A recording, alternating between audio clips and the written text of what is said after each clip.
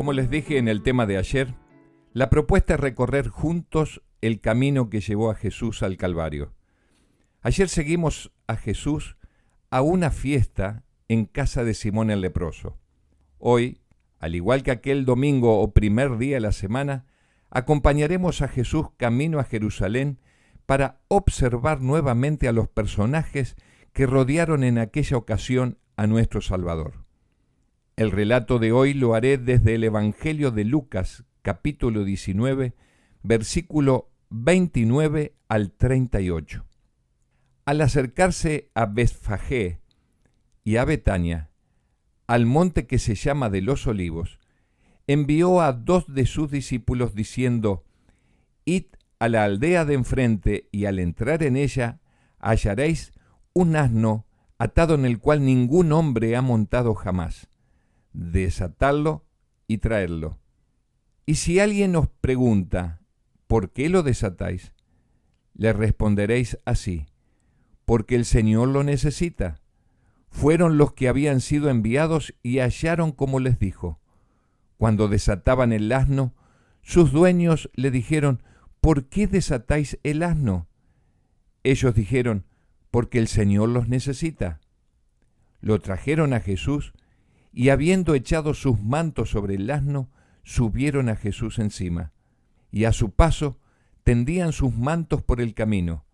Cuando ya se acercaba a la bajada del monte de los Olivos, toda la multitud de los discípulos, gozándose, comenzó a alabar a Dios a grandes voces por todas las maravillas que habían visto. Decían: bendito el Rey que viene en el nombre del Señor, paz en el cielo y gloria en las alturas.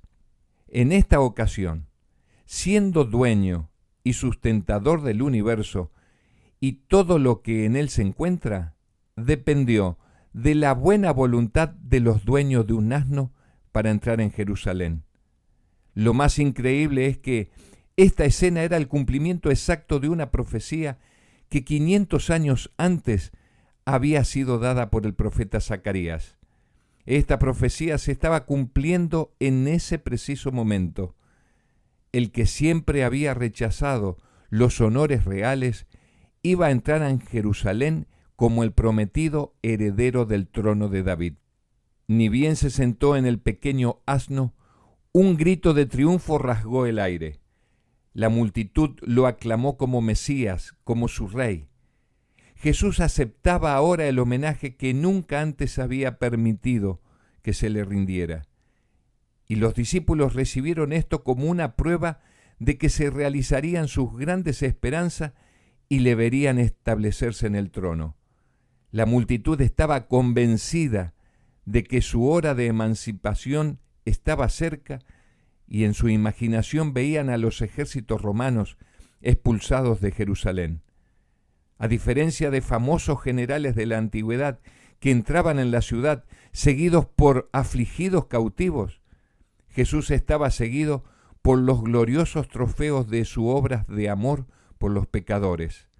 Los cautivos, que habían sido rescatados del poder de Satanás, alababan a Dios por su liberación.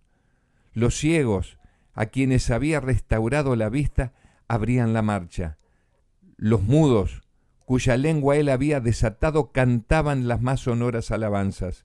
Los inválidos, a quienes había sanado, saltaban de alegría y eran los más activos en arrancar palmas para hacerlas ondear delante del Salvador. Las viudas y los huérfanos ensalzaban el nombre de Jesús por sus misericordiosas obras para con ellos. Los leprosos, a quienes había limpiado, extendían a su paso sus inmaculados vestidos y le saludaban Rey de Gloria. Aquellos a quienes su voz había despertado del sueño de la muerte estaban entre la multitud y el mismo Lázaro guiaba a la bestia en el cual cabalgaba el Salvador. En forma casi espontánea, al llegar a la cima de la colina en que andaban, Jesús y sus seguidores se detienen para observar el brillo del templo iluminado por los rayos del sol poniente. El templo tenía la apariencia de una maciza estructura de nieve con pináculos de oro. Jesús contempla la escena y la multitud lo contempla a él. se sorprenden y chasquean al ver sus ojos llenos de lágrimas y su cuerpo estremeciéndose de la cabeza a los pies. Sus labios promueven en gemidos de angustia, como nacidos de las profundidades de un corazón quebrantado. Cristo no lloraba por él y tampoco por el sufrimiento que le esperaba.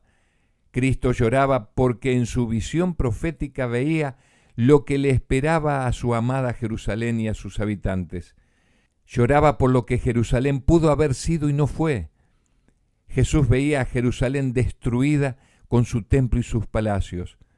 Ve a sus habitantes sufriendo hambre, tortura, muerte y centenares crucificados en una especie de bosque de cruces en el mismo monte Calvario. Pero no era demasiado tarde para Jerusalén. Todavía está a tiempo. El Espíritu de Dios le sigue hablando, y si Jerusalén quiere oír el llamamiento, si quiere recibir al Salvador que está entrando por sus puertas, puede salvarse todavía. Finalmente aquel maravilloso día no culminó con un nuevo rey sentado sobre su trono en Jerusalén.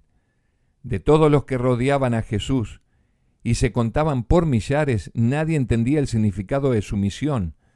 Sus más allegados discípulos no entendían, tampoco esa multitud mixta que seguía a Jesús, y mucho menos los dirigentes de Israel.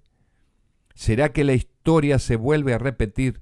¿Será que el cristianismo de 2000 años después perdió el rumbo al no comprender tampoco hoy en día la misión de Jesús? Todos los que seguían a Jesús daban testimonio de los beneficios que habían recibido en sus vidas, en sus cuerpos enfermos o muertos. Ellos no comprendieron que su reino no era de este mundo, y la cruz fue para ellos un chasco y no esperanza. El evangelio de la prosperidad sigue siendo atrayente para millares en nuestros días. Pretenden seguir a Cristo, pero continúan sin comprender el significado de su reino. No es Dios el que ha fallado, no es su palabra la que ha faltado, ni tampoco la ausencia del Espíritu Santo. La incredulidad y dureza de corazón sigue teniendo efectos devastadores para el alma humana. Nos hace perder de vista que Dios quiere sentarse en el trono de nuestro corazón, ocupar el primer lugar en nuestras vidas y así establecer el reino de la gracia que está disponible para todos nosotros, pero sin perder de vista el reino de gloria que Él establecerá en el futuro cuando regrese por segunda vez, sin relación con el pecado, para salvar a los que le esperan. El apóstol Juan escribió en su evangelio que Jesús vino a los suyos y los suyos no lo recibieron. Es mi deseo que en ninguno de nosotros esta historia se vuelva a repetir. Por eso te invito a que lo recibas en tu corazón. Antes de despedirme te hago un ofrecimiento. Si deseas estudiar la Biblia, mándame un mensaje por WhatsApp o Telegram dirigido a Roberto Pinto en el siguiente número: 3492 30 49 78.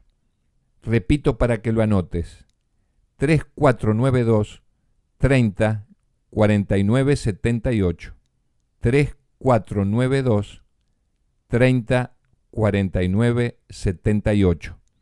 Será un placer atender tan linda inquietud. Mañana nuevamente nos encontraremos camino al Calvario junto con Jesús. Dios te bendiga y cuide.